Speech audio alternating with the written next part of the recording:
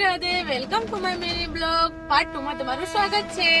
તો અમે આવી ગયા છીએ આજે અઈઠોર દર્શન કરવા। તો જો અમે અઈઠોર દર્શન કરવા આવી ગયા છીએ ગણપતિ બાપાએ। તો જો એનો મેન ગેટ, અમે મેન ગેટે પહોંચી ગયા છીએ। અઈઠોરના અંદર જઈને તમને દર્શન કરાવું ગણપતિ બાપાના। ચલો મળીએ। તો દોસ્તો જો અમે આવી ગયા છીએ ગણપતિ બાપાના મેન ગેટે અઈઠોર। તો જો અમે અંદર જઈશું એના દર્શન કરવા। ગાડી પાર્ક કરીને તમે જોઈ શકો, આનું પણ વિશાળ પાર્કિંગ આપેલું। ગણપતિ બાપા અઈઠોર આવો તો ચોક્કસ બહુ જ મજા આવશે દર્શન કરવાની। તો ચોક્કસથી જરૂર આવજો અઈઠોર દર્શન કરવા। અમે ગાડી પાર્ક કરી દીધી। તો ચલો મળીએ ગણપતિ બાપાએ। દોસ્તો આ અઈઠોર ગણપતિ દાદાનું મંદિર છે જે વિશ્વ પ્રખ્યાત છે। ગણપતિ દાદા અહીંયા બિરાજમાન છે। એમનું મેઇન મંદિર અઈઠોરમાં છે।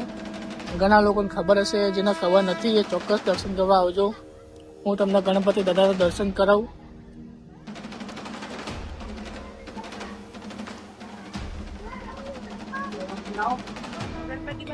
પેલા પરિક્રમા કરવા ગણપતિ બાપા મોરયા।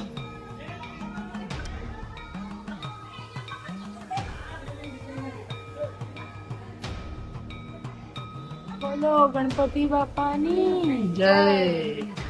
ગણપતિ દાદાને મંદિરની એક્ઝેક્ટ પાછળ વિષ્ણુ ભગવાનનું મંદિર છે।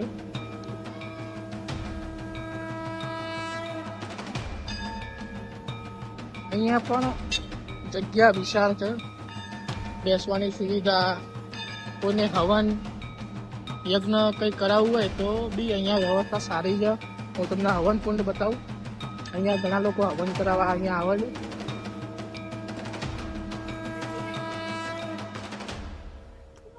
આ હવન કુંડ છે।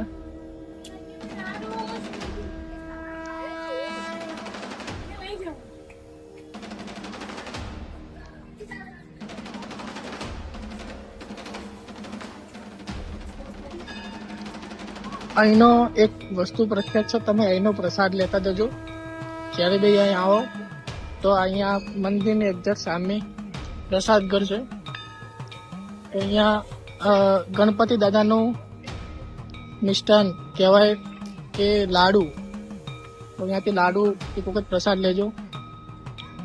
તો ગણપતિ દાદાના મંદિરની નીચે ગાર્ડન છે, અહીંયા બેસવા માટે, નાના છોકરાઓને રમવા માટેનું ગાર્ડન છે।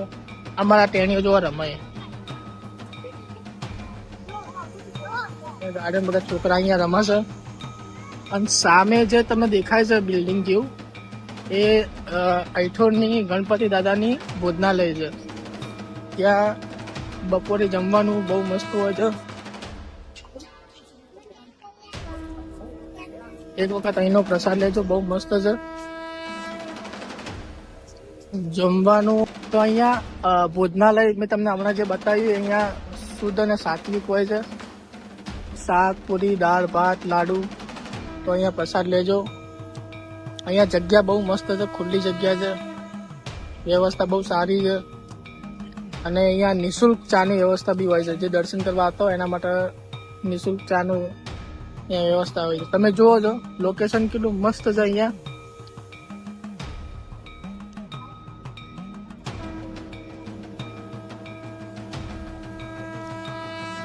અને સામે અહીંયા